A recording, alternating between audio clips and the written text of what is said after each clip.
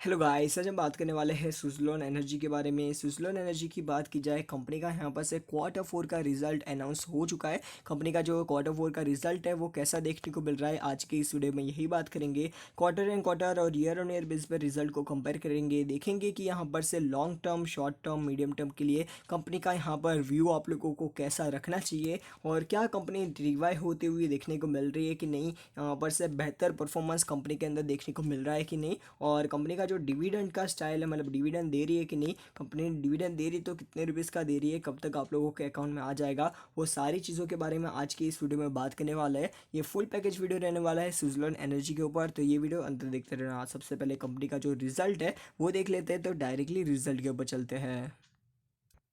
Suzlon energy इस company का यहाँ पर आप लोगों को आज के दिन रिजल्ट आया है 29 तारीख को, और यहाँ पर नीचे की तरफ चलते हैं। कंपनी का जो रिजल्ट है वो मेरे हिसाब से यहाँ पर कैसा देखने को मिल रहा है वो आप लोग को लास्ट में दिखाता हूँ। कंपनी का रिजल्ट पहले देख लेते हैं, डिटेल में जान लेते हैं कैसा रिजल्ट देखने को मिल रहा है। सबसे पहले यहाँ पर से सुज़लोन एनर्जी, आप लोग कंपनी का नाम देख सकते हो, यहाँ पर ऊपर की तरफ लिखा हुआ है सुज़लोन एनर्जी लिमिटेड। सारी की सारी जो अमाउंट्स है वो करोड़ में है। कंसोलिडेटेड रिजल्ट है, क्वार्टर एंड क्वार्टर और ईयर ऑन ईयर बेसिस पर कंपनी के रिजल्ट को हम देखेंगे कैसा देखने को मिल रहा है। सबसे पहले कंपनी की इनकम की बात कर लेते हैं, तो यहाँ पर से कंपनी की रेवेन्यू फ्रॉम ऑपरेशन एंड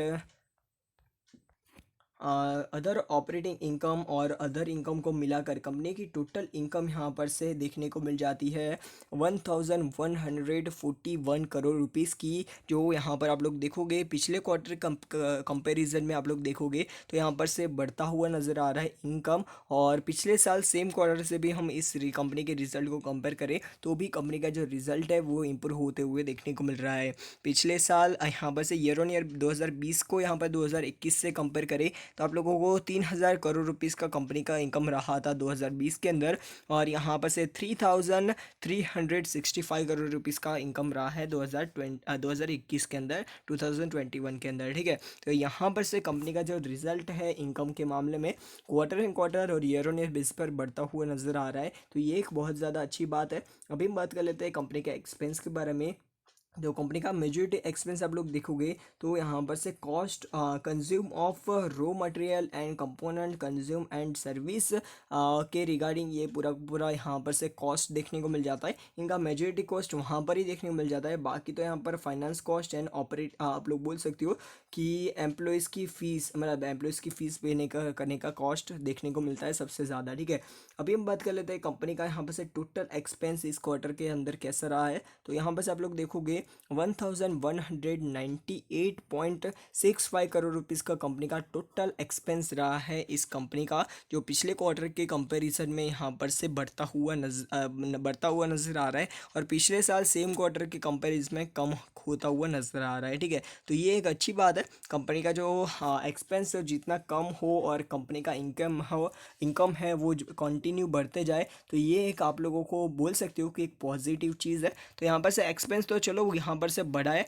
और एक्सपेंस बढ़ने की वजह यहाँ पर आप लोग देखोगे तो कंजप्शन ऑफ रॉ मटेरियल, वहाँ पर आप लोगों को सबसे ज़्यादा एक्सपेंस बढ़ता हुआ नज़र आ रहा है। इसी की वजह से दिक्कत है, वरना तो यहाँ पर सारी चीज़ें नॉर्मल ही देखने को मिल रही है। ठीक है, तो रॉ मटेरियल के अंदर इनको थोड़ा बहुत दिक्कत हो रही है, बाकी तो यहाँ पर कंपनी का एक्सपेंस है वो ठीक ठाक नज़र आ रहा है।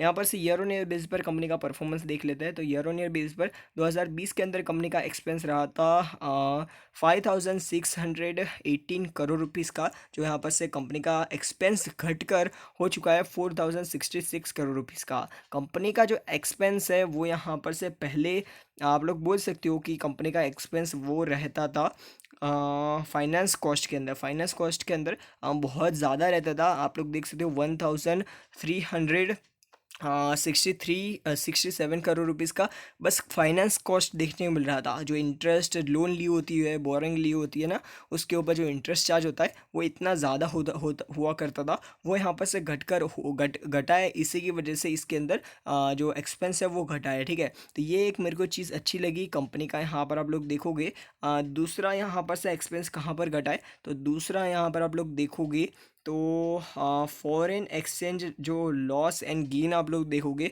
वहाँ पर इनका एक्सपेंस है वो घटा है। तो ये दो चीज़ों की वजह से ओवरऑल आप लोगों को इस साल के अंदर इस कंपनी के अंदर एक्सपेंस घटा हुआ देखने को मिल रहा है। इसके अंदर मैं इतना ज़्यादा डिटेल में क्यों बात कर रहा हूँ, क्योंकि मैं इस कंपनी के अंदर इन्वेस्ट करने वाला हूँ।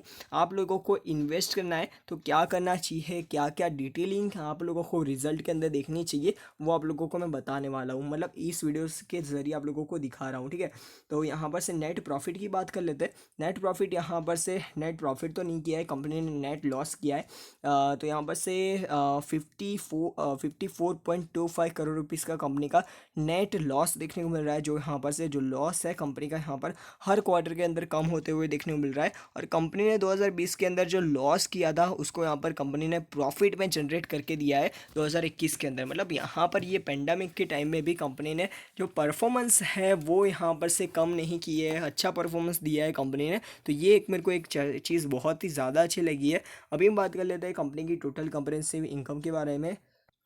तो यहाँ पर टोटल कॉम्प्रहेंसिव इनकम की बात कर लेते हैं। तो यहाँ पर से आप लोगों को कंपनी का टोटल कॉम्प्रहेंसिव इनकम देखने को मिल जाता है 131.99 करोड़ रुपीज़ का। जो यहाँ पर से इतना ज़्यादा माइनस क्यों हो गया उसका कारण आप लोग देखोगे तो जो आइटम्स का रिक्लासिफिकेशन है उसी की वजह से रिक्लासिफिकेशन के अंदर यहाँ पर से 82.88 करोड़ रुपीज़ का यहाँ पर से लॉस है वो यहाँ पर ज़्यादा हो गया। इसी की वजह से ये पूरी दिक्कत हुई है, वरना तो यहाँ पर से रिजल्ट है वो मेरे को अच्छा देखने को मिल रहा है कंपनी का। यहाँ per year on year base पर कंपनी का परफॉर्मेंस देख लेते हैं। तो यहाँ per year on year base पर कंपनी का जो परफॉर्मेंस है वो अच्छा ही देखने को मिल रहा है। कंपनी लॉस से यहाँ पर प्रॉफिट की तरफ आती हुई देखने को मिल रही है।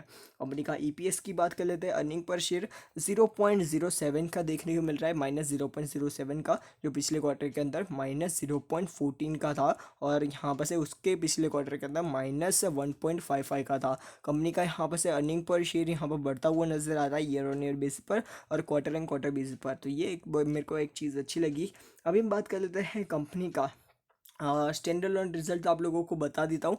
स्टैंडर्ड लोन रिजल्ट ऑलमोस्ट वैसा ही देखने को मिला, आप लोग देख सकते हो। कंसोलिडेटेड रिजल्ट आप लोगों को मैंने दिखा दिया। अभी स्टैंडर्ड लोन रिजल्ट देखोगे तो कंपनी का जो डायरेक्टली यहाँ पर आप लोग देखोगे पता चलेगा। Revenue from operation 550 crore rupees का देखने को मिल रहा है। कंपनी का expense, majority expense same to same, यहाँ पर जो कॉस्ट ऑफ मटेरियल है वहाँ पर ही ज़्यादा देखने को मिल रहा है। इसी की वजह से जो ओवरऑल है एक्सपेंस है वो बढ़ता हुआ नज़र आ रहा है। तो एक्सपेंस यहाँ पर बढ़ा है, तो इसी की वजह से कंपनी ने यहाँ पर लॉस बुक किया है स्टैंडअलोन रिजल्ट के अंदर। लॉस की बात करें तो 221 करोड़ रुपीज़, 22 करोड़ रुपीज़ का यहाँ पर से 2 रुपीज़ का कंपनी ने लॉस बुक किया है। कंपनी का ईपीएस की बात कर लेते हैं। इस क्वार्टर के अंदर 0.26 का ईपीएस देखने को मिल रहा है, ठीक है। कंपनी यहाँ पर से कंपनी लगातार यहाँ पर आप लोग देखोगे कंपनी प्रॉफिट जनरेट, मतलब कंपनी का परफॉर्मेंस है वो लगातार बढ़ता हुआ नजर आ रहा है ईयर ऑन ईयर बेसिस पर, क्वार्टर एंड क्वार्टर बेसिस पर, स्टैंडर्ड ऑन कंसोलिडेटेड सारे रिजल्ट के अंदर। तो ये एक मेरे को ये पॉजिटिव साइन लगी है। अभी हम बात कर लेते हैं कंपनी के अंदर क्या इन्वेस्ट करना चाहिए कि नहीं लॉन्ग टर्म, शॉर्ट टर्म और मीडियम टर्म के लिए। वो आप लोगों को बताने से पहले, कंपनी ने कोई भी प्रकार का डिविडेंड नहीं दिया है। सिंपल सी बात है, कंपनी ने लॉस बुक किया है तो क्यों डिविडेंड देगी। अभी कंपनी को ग्रो करने का टाइम है, तो कंपनी ग्रोइंग स्टेज के ऊपर है, ग्रो करने के ऊपर ज़्यादा ध्यान देती है डिविडेंड देने से पहले। तो ये कंपनी के शेयर होल्डर्स के लिए अच्छा ही है, ठीक है। अभी हम बात कर लेते हैं कंपनी का रेवेन्यू सेगमेंट। रेवेन्यू सेगमेंट आप लोग देखोगे कंपनी का यहाँ पर से मेजॉरिटी रेवेन्यू है विंड टर्बाइन से आता है। विंड टर्बाइन मतलब जो हमारी पवन चक्की होती है ना, वहाँ पर से इनका यहाँ पर मेजॉरिटी रेवेन्यू आता है। बाकी आप लोग देख सकते हो ऑपरेशन एंड मेंटेनेंस सर्विस से और फाउंड्री एंड फोर्जिंग से इनका 3 तरह के से यहाँ पर से रेवेन्यू आता है मेन यहाँ पर से, ठीक है। तो इनका जो रेवेन्यू का जो मतलब टाइम आप लोग बोल सकते हो मतलब चीज़ आप लोग देखोगे तो मेरे को ये बहुत ही ज़्यादा रेवेन्यू सेगमेंट में ये चीज़ मेरे को बहुत ज़्यादा अच्छी लगी। कंपनी रिन्यूएबल एनर्जी से सेक्टर के अंदर जुड़ी हुई है, आने वाला फ्यूचर वही रहने वाला है। तो इस कंपनी के अंदर ग्रोथ अपॉर्चुनिटी मेरे को बहुत ज़्यादा नज़र आ रही है। तो यहाँ पर से आप लोगों को ये चीज़ याद रखनी है, कंपनी का यहाँ पर revenue segment, assets and liabilities की बात करें तो वहाँ पर लाइबिलिटीज़ यहाँ पर आप लोग देखोगे कंपनी की लाइबिलिटीज़ जितनी कम हो वही अच्छी बात है। तो कंपनी यहाँ पर से लाइबिलिटीज़ कंपनी कंटिन्यू कम खुद करती हुई देखने को मिल रही है। और एसेट्स की बात करें तो यहाँ पर कंपनी के कांस्टेंट नज़र आ रहे हैं, तो ये एक बहुत ज़्यादा अच्छी बात है। ये भी आप लोगों के लिए एक पॉजिटिव साइन देखने को मिल रही है। अभी हम बात कर लेते हैं कंपनी के एसेट्स एंड लाइबिलिटीज़ के बारे में। तो कंपनी का यहाँ पर एसेट्स की बात करें, लाइबिलिटीज़ की बात करें, दोनों के बारे में यहाँ पर से मैं बता देता हूँ। पहले कंपनी के ऊपर लोन्स की बात करें तो आप लोगों को देखने को मिल जाती है 289 करोड़ रुपीज़ की, या 299 करोड़ रुपीज़ की लोन देखने को मिल रही है। कंपनी ने यहाँ पर से नॉन करंट एसेट्स के ऊपर लोन को कम किया है, जो आप लोग देख सकते हो। और कंसोलिडेटेड रिजल्ट में कोई भी प्रकार का लोन नहीं नज़र आ रहा है, ठीक है। तो ये चीज़ आप लोगों को ध्यान में रखनी है। और ये आप लोगों को एक और चीज़ आप लोगों को मैं बता देता हूँ, और यहाँ पर नीचे की तरफ चलते हैं। करंट एसेट्स के ऊपर आप लोगों को लोन की बात करें तो वहाँ पर कोई ज़्यादा यहाँ पर लोन नहीं नज़र आ रही है। 21 करोड़ रुपीज़ की लोन दी, वो यहाँ पर से पहले यहाँ पर 378 करोड़ रुपीज़ की लोन दी, उसको यहाँ पर 21 करोड़ पर ला दिया गया है। तो ये भी एक अच्छी बात है। यहाँ पर भी आप लोगों को 21 करोड़ रुपीज़ की लोन देखने को मिल रही है। कंपनी के पास बैंक बैलेंस के नाम पर कुछ भी नहीं है, ये आप लोगों को चीज़ ध्यान में रखनी है। ये एक बहुत ही ज़्यादा ख़राब चीज़ है, मेरे को ये चीज़ ख़राब लगी। कैश एंड कैश इक्विवेलेंट की बात करें तो वो यहाँ पर से बढ़ता हुआ नज़र आ रहा है, तो ये एक पॉजिटिव साइन है, ठीक है। अभी हम बात कर लेते हैं कंपनी का बोरोइंग के बारे में। ये सारी चीज़ें यहाँ पर प्रॉब्लमेटिक सारी सिचुएशन है। आप लोग देखोगे कंपनी की बोरिंग देखोगे ना, तो नॉन करंट लाइबिलिटीज़ के ऊपर 4292 करोड़ रुपीज़ की बोरिंग देखने को मिल रही है। जो यहाँ पर आप लोग देखोगे कंपनी ने यहाँ पर करंट लाइबिलिटीज़ के अंदर बोरिंग को ज़रूर कम किया है, 200 करोड़ रुपये ला दिया है डायरेक्टली। 8260 करोड़ रुपीज़ से डायरेक्ट 200 करोड़ रुपये ला दिया है। पर ये चीज़ याद रखना, कंपनी के अंदर बोरोइंग है वो अभी भी बहुत ही ज़्यादा है, ठीक है। आप लोग देख सकते हो ऑलमोस्ट आप लोग बोल सकते हो कि 4500 टोटल बोरोइंग की बात करें ना, तो 4500 या 6000 करोड़ रुपीज़ की आसपास की ये कंसोलिडेटेड रिजल्ट के अंदर इतना, मतलब कंसोलिडेटेड के अंदर इतना बोरोइंग देखने मिल रहा है, और स्टैंडअलोन के अंदर इतना बोरोइंग देखने मिल रहा है, ठीक है। तो ये बहुत ज़्यादा मेरे को एक चीज़ आप लोगों को ध्यान में रखनी है। सॉरी, स्टैंडअलोन के अंदर आप लोग देखोगे तो 4500 के आजू बाजू में टोटल बोरोइंग देखने को मिल रही है, और कंसोलिडेटेड के अंदर 6000 करोड़ से भी ज़्यादा की बोरोइंग देखने को मिल रही है। तो ये मेरे को एक प्रॉब्लमेटिक सिचुएशन देखने को मिलती है। बाकी तो यहाँ पर से कोई भी यहाँ पर से प्रॉब्लम नहीं नज़र आ रही है रिजल्ट एंड बैलेंस शीट के मामले में, ठीक है। अभी आप लोगों को कंपनी का जो परफॉर्मेंस है चार्ट के ऊपर कैसा देखने को मिल रहा है, कंपनी की ने क्या यहाँ पर से शेयर प्लेस रखे हुए हैं कि नहीं, वो भी देख लेते हैं। जैसे कि यहाँ पर आप लोग देख सकते हो, जैसे मैंने बोला ना, यहाँ पर से कंपनी के ऊपर यहाँ पर 4500 करोड़ और वो सारी चीज़ों को मिलाकर कंपनी का यहाँ पर से टोटल डेट यहाँ पर 11,893 करोड़ रुपीज़ का डेट देखने को मिल रहा है। प्रमोटर होल्डिंग्स भी यहाँ पर बहुत कम है। यहाँ पर आप लोग सेल्स ग्रोथ नेगेटिव में देखने को मिल रहा है। आरओई की बात करें तो आरओसी दोनों नेगेटिव, मतलब आरओई 0 है और आरओसी यहाँ पर से माइनस में चल। करंट ईपीएस की बात करें तो ईपीएस भी कुछ ज़्यादा यहाँ पर से नहीं, माइनस में देखने को मिल रहा है। कंपनी का यहाँ पर से आप लोग प्रॉफिट ग्रोथ देखोगे तो यहाँ पर से बढ़ता हुआ नजर आ रहा है। कंपनी के अंदर मेरे को यहाँ पर क्या दिक्कतें है वो देख लेते हैं, क्या दिक्कतें हो सकती है। तो देखो यहाँ पर से सेल्स ग्रोथ इस साल की बात करें नेगेटिव में है, और प्रॉफिट ग्रोथ की बात करें वो भी यहाँ पर से पिछले 3 साल का नेगेटिव में है। उसके साथ साथ आरओसी आप लोगों को अच्छा नहीं देखने मिल रहा है। ये आप लोग देखोगे, ये सारी चीज़ों को आप लोगों को देखना पड़ता है कोई भी एक कंपनी के अंदर इन्वेस्ट करने से पहले, ठीक है। हाँ, प्रमोटर्स की होल्डिंग देखेंगे तो 17.17 देखने को मिल रही है। DIN FIS दोनों ने इस कंपनी के अंदर इन्वेस्ट करके रखा हुआ है। कंपनी का जो यहाँ पर से जो प्लेज था, शेयर प्लेज करके रखा हुआ था, वो यहाँ पर से प्लेज से पूरा का पूरा निकाल दिया गया है। कंपनी ने अपना पूरा का पूरा स्टेक है वो यहाँ पर से कंपनी के जो प्रमोटर्स है वो यहाँ पर कंपनी को रिवाइव कर रहे हैं, कंपनी को फिर से यहाँ पर से चालू करने की, आगे बढ़ाने की यहाँ पर से कोशिश कर रहे हैं। तो ये एक मेरे को चीज़ अच्छी लगी कंपनी का। यहाँ पर आप लोग देखोगे विंड एनर्जी के सेगमेंट में कंपनी काम करती रही है, पब्लिक के पास ही सबसे ज़्यादा यहाँ पर से होल्डिंग है। आप लोग 62% का होल्डिंग यहाँ पर पब्लिक के पास है। ये चीज़ याद रखना, कंपनी आने वाले समय में अच्छा खासा ये कंपनी परफॉर्मेंस कर सकती है, जो कंपनी यहाँ पर कंटिन्यू इसके डेट को यहाँ पर कम करे।